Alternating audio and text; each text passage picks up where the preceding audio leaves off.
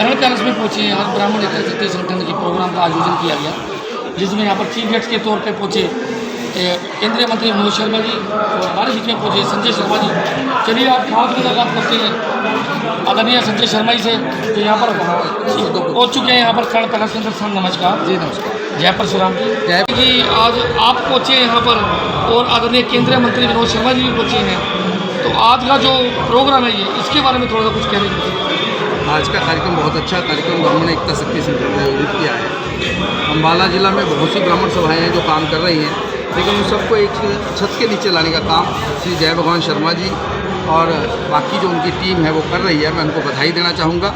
उन्होंने आज इस एकता शक्ति संगठन के बैनर के नीचे जो आज का कार्यक्रम आयोजित किया है वो भी बड़ा प्रशंसनीय है। उन्होंने ब्राह्मण समाज के उन सब बच्चों को जिन्होंने बोर्ड की परीक्षाओं में अच्छे नंबर प्राप्त किए हैं उनको सम्मानित करने का काम किया है, और ये बच्चों को हौसला देने के लिए बहुत बड़ी बात है। भविष्य में वो आगे बढ़े, इसका उनको और इसके लिए प्रेरणा मिलेगी। ब्राह्मण रत्न सम्मान समारोह मनाया गया और जिसमें हमारे मुख्य अतिथि जो मनोज शर्मा जी थे, जो पूर्व केंद्रीय मंत्री, और इनके अलावा जो वरिष्ठ अतिथि थे वो संजय शर्मा जी, और वो हमारे मीडिया के प्रभारी भी हैं बीजेपी के, और संजीव भारद्वाज जी, और हमारे जो प्रोग्राम का जिन्होंने संचालन किया वो हमारे जय भगवान शर्मा जी, जो कि इससे ब्राह्मण एकता शक्ति संगठन के चेयरमैन हैं, और जो कोऑर्डिनेटर हैं हमारे इस ब्राह्मण एकता शक्ति संगठन के राजेंद्र कौशिक जी, और पूरी टीम, पूरे अम्बाला की जितनी भी सभाएं थी, लगभग 10-12 सभाओं के सारे प्रतिनिधि यहाँ आज सैकड़ों की तादाद में यहाँ आए हुए थे। और जितने भी हमारे जो अब चुन करके आए हैं और जिन्होंने समाज के लिए अच्छा कार्य किया है, उन सबको यहाँ पर सम्मानित किया गया। आपका एजेंडा था मेन ब्राह्मण जॉब को लेके। करनाल में भी ये घोषणा की गई थी आदरणीय मनोहर खट्टर जी द्वारा, लेकिन वो घोषणा तो की गई थी, घोषणा कुछ क्लियर नहीं हुई, कुछ पिंच सी रह गई, थोड़ी सी हल्की, संपूर्ण नहीं हुई, कुछ मतलब पूरी तरीके से नहीं हुई। तो क्या ब्राह्मण योग पूरी तरह से संपन्न होने के लिए, उसको आगे के लिए कंप्लीट करने के लिए कुछ ऐसा आगे का भी आपने कुछ? राजेश जी, जो हमारे चुनाव हुए हैं इसमें, जो जिला परिषद और पंचायतों के और ब्लॉक समिति के जो चुनाव हैं, आपने आज देखा है कि उसमें अधिकतर महिलाएं भी बहुत भारी संख्या में यहाँ पर चुन के आई, और उन महिलाओं का भी हमने यहाँ पर स्वागत किया। जहाँ तक आपकी 11 तारीख का सम्मेलन की बात है, वो सम्मेलन एक सरकारी सम्मेलन था, वो ब्राह्मण सम्मेलन नहीं हम उसको कह सकते, क्योंकि वो भगवान परशुराम जी के नाम से था, और हमारी भगवान परशुराम जी के साथ आस्था जुड़ी हुई है।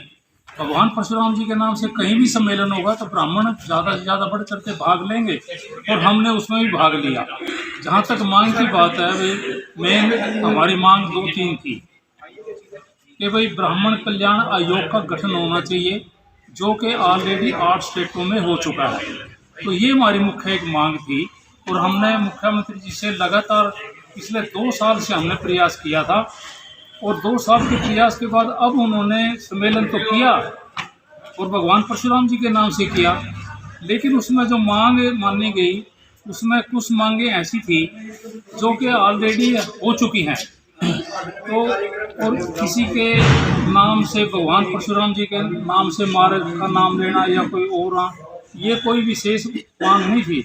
हमारी विशेष मांग थी ब्राह्मण कल्याण आयोग का गठन करना, और जो ईबीपीजी का कोटा जो कांग्रेस सरकार ने हमारे को दिया था, और विनोद शर्मा जी ने विशेष तौर पर इसमें बहुत प्रयास किए थे, उनके प्रयासों से ये ईबीपीजी का कोटा हमारे को मिला था 10% ब्राह्मणों को, और उससे काफ़ी ब्राह्मणों को फायदा भी हुआ था।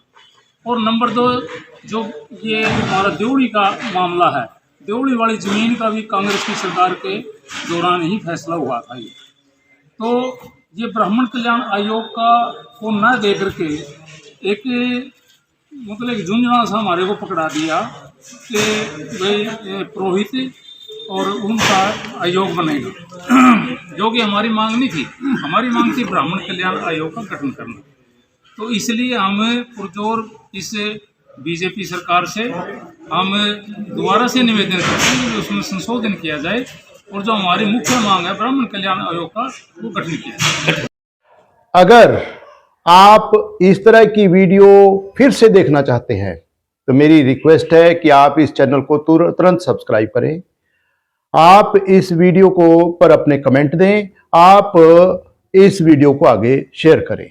आप सबके मंगलमय भविष्य के साथ आप सबको सादर नमस्कार।